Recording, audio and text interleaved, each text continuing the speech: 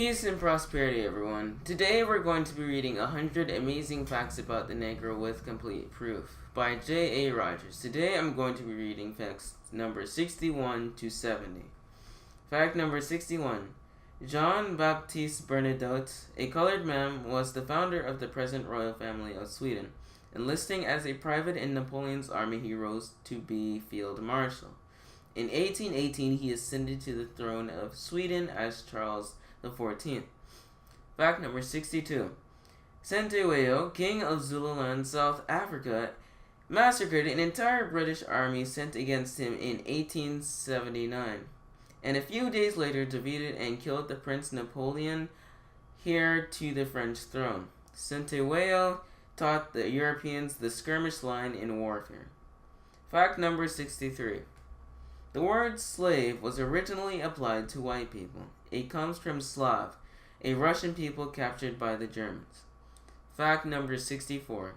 The first slaves held in the United States were not black but white.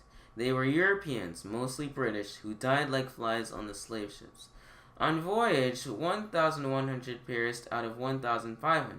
At another time, 350 out of 400. In Virginia, white servitude was for a limited period, but was sometimes extended to life. In the West Indies, particularly in the case of Irish, it was for life. White people were sold in the United States up to 1826, 50 years after the signing of the Declaration of Independence. Andrew Johnson, President of the United States, was a runaway and was advertised for in the newspapers. Fact number 65. Between 1526 and 1859, there were 33 slave revolts in the United States, one of which was that headed by Nat Turner of Virginia in 1831. With only 6 companions, Turner set out to free the 3 million slaves. The United States Marines and 2 warships were sent against him after he killed 55 whites and captured several plantations.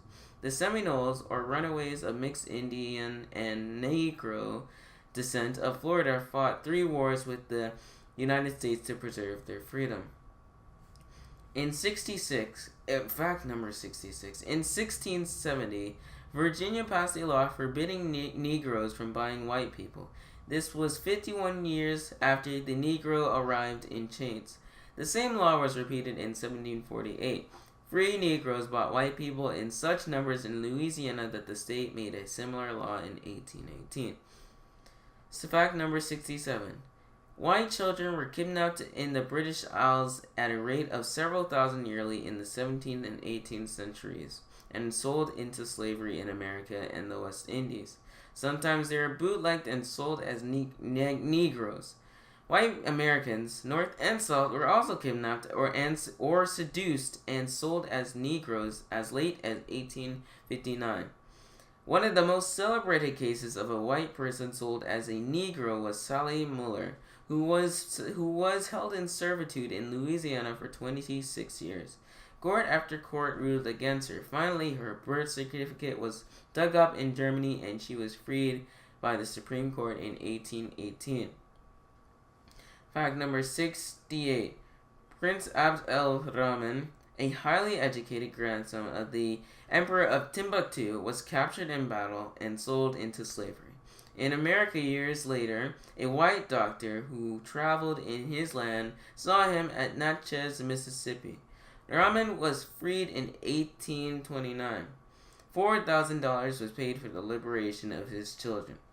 Fact number 69. In 1860, there were 487,000 freed Negroes in the United States, some of whom owned slaves. C.D. Wilson estimates that there were 6,230 Negro slaveholders. The tax returns of Charleston, South Carolina, for 1860 showed 132 Negro slaveholders with 390 slaves. The Negro slaveholders, like the white ones, fought to keep their chattel in the Civil War. Number 70. The Brazilian Emancipation Proclamation of 1888 freed all the slaves on the day of promulgation.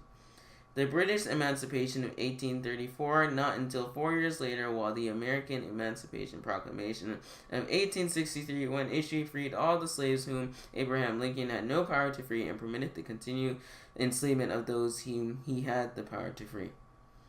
Thank you all for watching. Peace.